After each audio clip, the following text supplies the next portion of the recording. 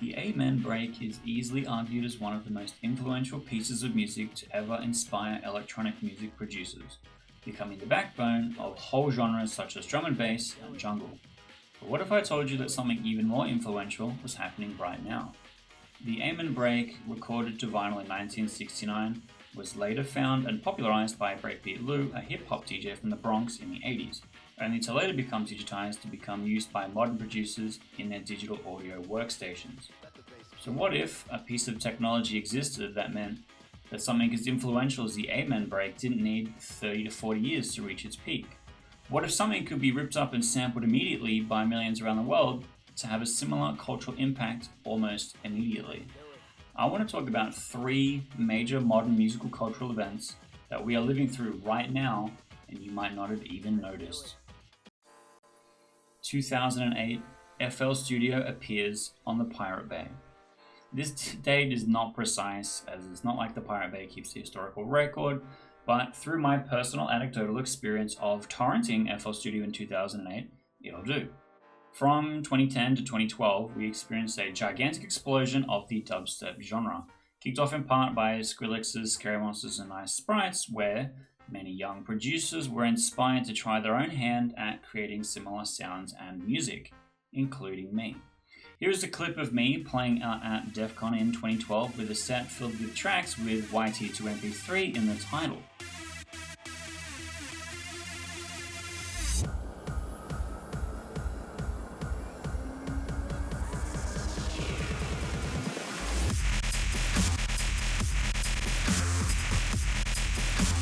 But what if I instead convinced you of its impact by telling you about how Kazakhstan won its first Grammy? This is Imanbek. You might know Imanbek from his remix of Roses. It currently has 343 million views on YouTube, which released in 2019. Before his international success as a music producer, Imanbek was a train operator in Kazakhstan, which, according to salaryexpert.com, is a 5,669,720 Kazakhstani tenge per year, which in USD is $10,800. And for reference, the poverty line is considered to be an income of $12,760. FL Studio costs somewhere between $100 and $500, and not including any plugins like Massive or sample packs like drums like Vengeance we hear a lot from. I find it unlikely that Imanbek was using a legitimate and purchased version of the software like many other producers at the time. In fact, according to Wikipedia, the mentioned remix of Roses was done without any collaboration from the original artist, which brings us to our second item of great impact. 2009, YouTube to mp3.org.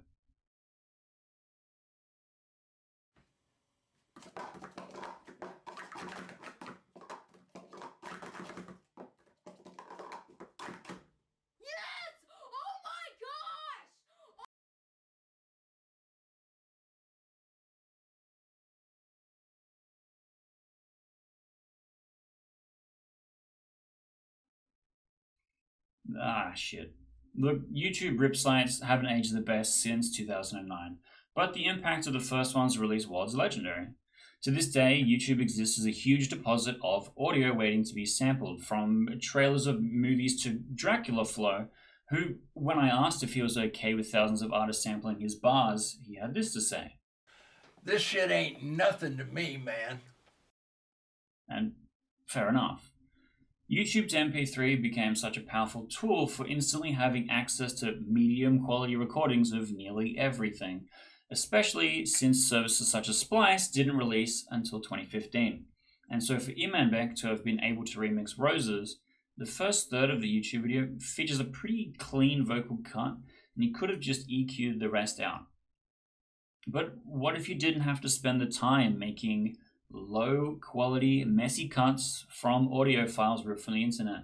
What if something existed that could rip you clean vocals out of any song for you to make a remix with? And that brings us to 2024, DaVinci Resolve.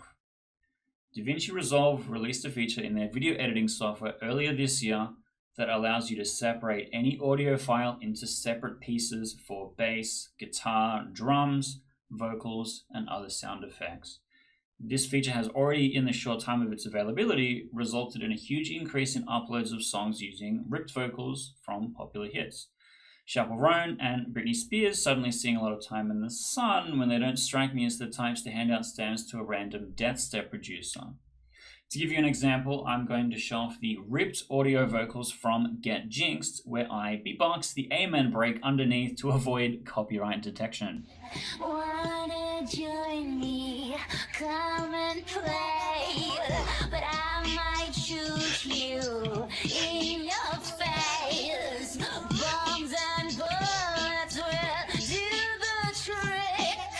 What we need here is a little bit of panic. And so I see a future where your favorite artist songs are going to be ripped apart and studied by thousands of producers that are eager to learn, measuring drum loops against other pieces of music, making mashups, and finding new genres to fit existing pieces of music into, and ultimately bringing us into a new golden age of music. People who exclusively listen to music from 40 years ago scare me, because so many fantastic and insane innovations in the field of music have come about, and so many funny ways that they could have been able to get into the hands of the most unlikely people. If a train operator in Kazakhstan could create a song to be listened to 343 million times, what's to say that you can't?